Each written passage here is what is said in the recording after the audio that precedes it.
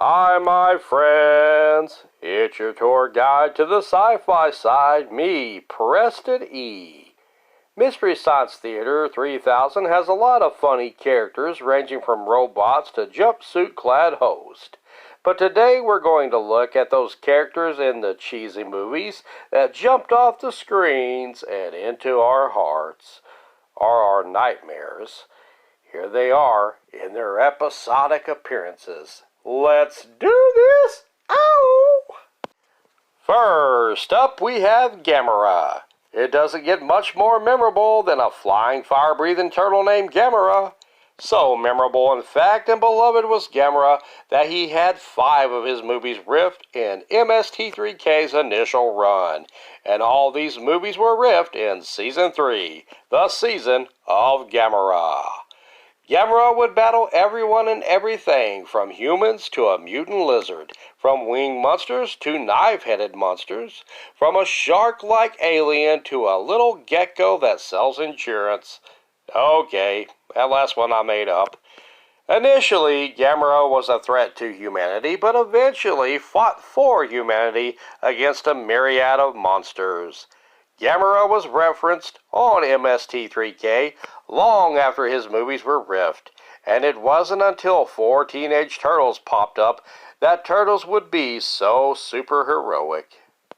Next up is Trumpy. This real estate tycoon and 45th president of the... Wait, wrong Trumpy. Sorry. Trumpy was a long-snouted alien who looked like an Alf prototype or a distant relative of Gonzo. Trumpy originally showed up in Season 3 of Mystery Science Theater 3000 as a mischievous alien who a young boy came into possession of in the movie Pod People. Trumpy, no! Would be oft quoted and referenced throughout MST3K's run.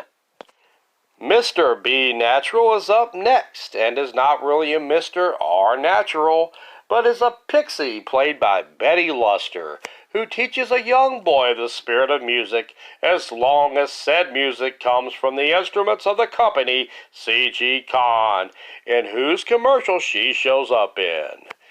This short that Mr. B Natural showed up in, also called Mr. B Natural, that was packaged with the movie War of the Colossal Beast, showed up in Season 3.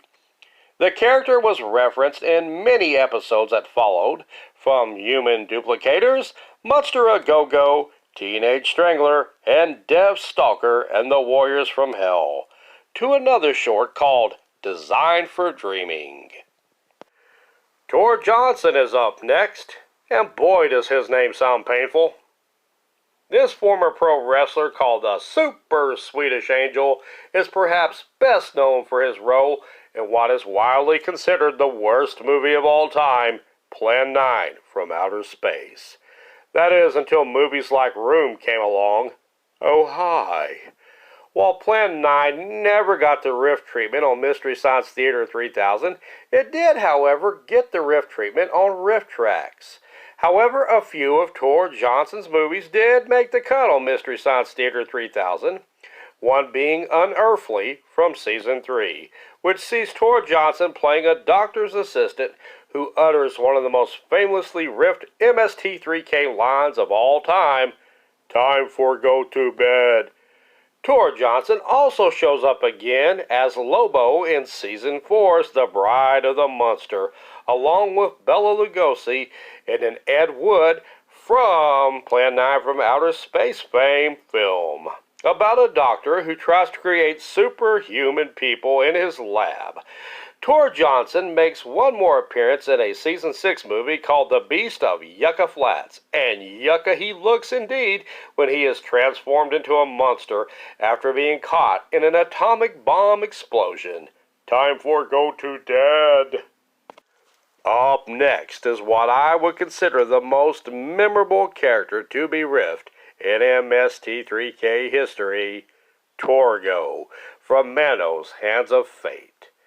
Where to even begin with this guy?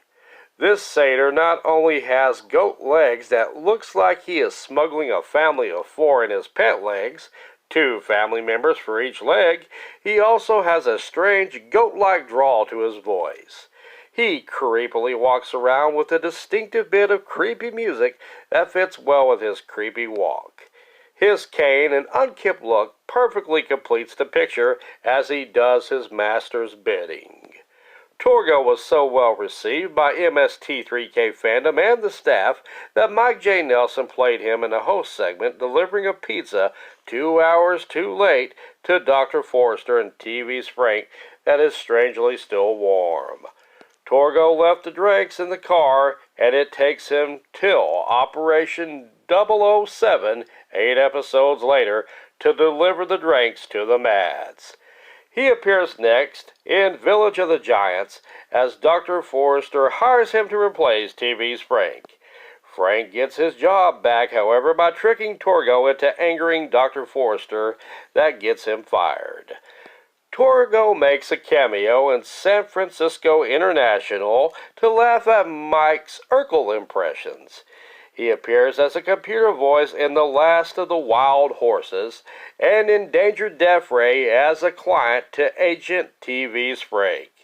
His final appearance comes in Samson vs. the Vampire Women as an angel to help TV's Frank ascend to Second Banana Heaven in what would be Frank Cordner's final appearance as TV Frank as an MST3K regular. Next up, we have Joe Don Baker doing double duty as both Mitchell in, well, what else, Mitchell, and Texas Sheriff Thomas Jefferson Geronimo III in Final Justice. Both Mitchell and Sheriff Geronimo are similar characters, as both are anti-hero Southern boys holding down the law with an appetite for guns, kicking butt, and eating fried foods. Baker's portrayal of Mitchell is perhaps better known as it marks Joe Hodson's final episode as a regular host and introduces head writer Mike Nelson as new host. Food jokes and fart noises abound in both movies, as Mitchell and Final Justice have hilariously riffed closing songs, and Sheriff Geronimo is known for his line, "You think you can take me? Go ahead on. It's your move," which Mike Nelson would repeat in a host segment in Season 10's Hamlet.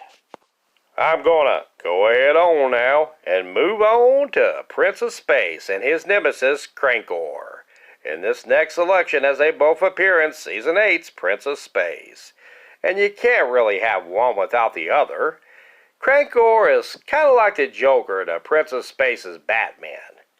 Well, Crankore's at least the Dennis the Menace to Prince of Space's Mr. Wilson anyway.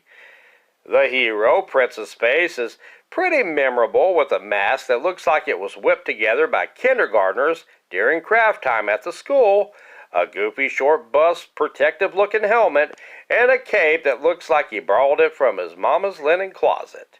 However, Crankcore is even more memorable with his chicken nose, creeper stash, and chicken laugh. Heh, heh, heh. I'm guessing Crankcore might have inspired Burgess Meredith's portrayal of Penguin in the '60s show Batman with his chicken cackle, but that is just pure speculation on my part. Crankcore was so well received and easily riffed that he came back in a host segment a couple of episodes later, played by Bill Corbett, who also plays Crow T. Robot, as he cheers up Mike and the bots who are suffering through the more inferior invasion of the Neptune Man. Blast, Hard Cheese, Vic, McRunfast, Butch, Deadlift, Crunch, Buttsteak, Bob, Johnson. He is known by many names, but Red Brown's Dave Ryder will go down in history not just as the man of 1,000 nicknames, but a blonde beefcake who screams like a girl while taking down space mutineers. Mr. Big McLarge stuff would have many 70s and 80s guest spots in popular sitcoms like Happy Days and Three's Company, but it is his portrayal of Dave Ryder in Space Mutiny that puts Slab Hardbody on the list of the most memorable Mystery Science Theater 3000 characters. No one drove a buffing machine quite like this piece of man meat. Last, but certainly not least, is the pure definition of manhood, Zap Rousdower from Final Sacrifice. America has Chuck Norris, but Canada has this denim-decked, molted Macho Man with beer in his hand. Zap Ralstauer is a drifter and former cult member of the Ziox who breaks away and saves teenager Troy McGregor from Sartoris, the same man who killed Troy's father. And with a name like Zap, how can this man not be legendary? Honorable mentions go to Santos, the masked Mexican wrestler who battles vampire women.